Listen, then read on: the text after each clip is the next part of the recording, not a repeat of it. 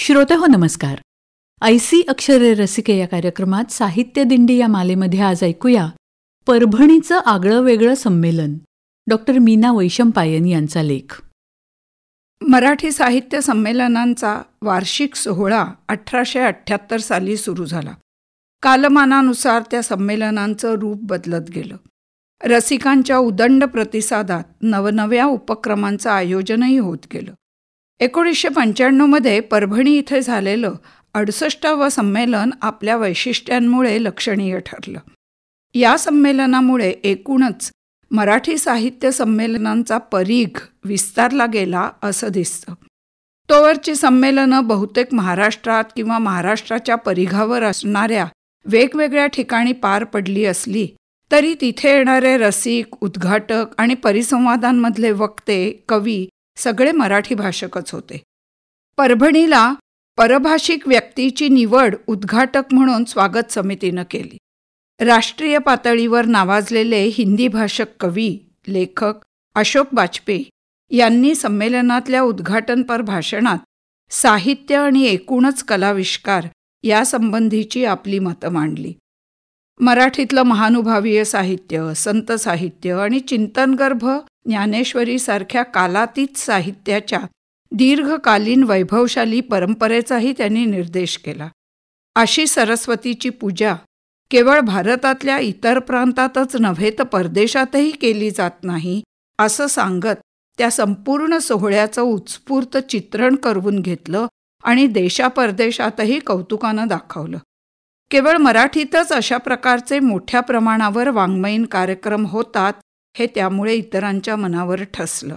याच संमेलनात प्रथम मराठीबरोबरच इतर भारतीय भाषांमधल्या कवी लेखकांना निमंत्रित केलं गेलं. त्यांचं काव्यवाचन आणि परिसंवाद यांचंही आयोजन केलं होतं.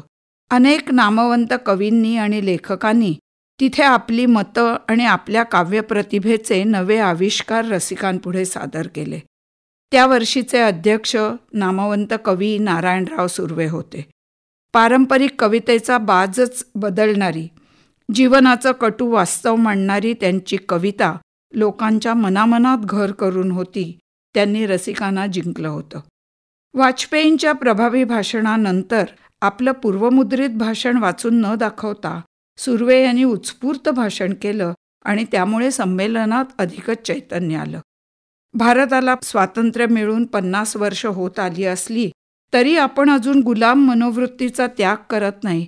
त्यामुळे आपली विकासगती अवरुद्ध होते आहे याचा निर्देश करत त्यांनी साठोत्तरी साहित्यात नवे उन्मेष अलीकडे फारसे दिसत नाहीत. हे साहित्य बरंचसं आत्मकेंद्रित होत आहे की काय अशी शंकाही व्यक्त केली. साहित्य आणि जीवनाचा अतूट संबंध यामुळे तुटतो की काय अशी भीती मला वाटते असं ते म्हणाले. समाजातल्या सर्व थरांमधले संवेदनशील तरुण पुढे होत लिहिण्याचा प्रयत्न करतायत आणि त्यामुळे विविध जीवनांगाचं दर्शन साहित्यातून होतंय ही स्वागतार्ह बाब असली तरी तेवढंच पुरेसं नाही. दलित, वंचित, बहुजन यांच्या चळवळींनी सर्व समाजस्तरातली चित्रं आपल्या साहित्यातून रंगवली आणि त्यांचं आकलन वाचन अधिक जोमानं झालं तरच लेखन पुरेसं सकस होईल असंही त्यांनी सुचवलं. प्रत्येक मानवी आणि सांस्कृतिक विकासात, वैचारिक संचितात त्रुटी राहतातच. त्यातूनच इतिहास नवी वळणं घेत पुढे जातो. तसंच आताही होईल आणि आपण आपले जीवनाचे, साहित्याचे निखळलेले सांधे जुळवून नव्या उमेदीने पुढे जाऊ शकू असा आशावाद सुर्वे यांनी व्यक्त केला. परभणीचं आगळं वेगळं संमेलन. डॉक्टर मीना वैशंपायन यांचा लेख आत्ताच आपण ऐकला. साहित्य दिंडी या मालेत ऐसी अक्षरे रसिके या कार्यक्रमामध्ये.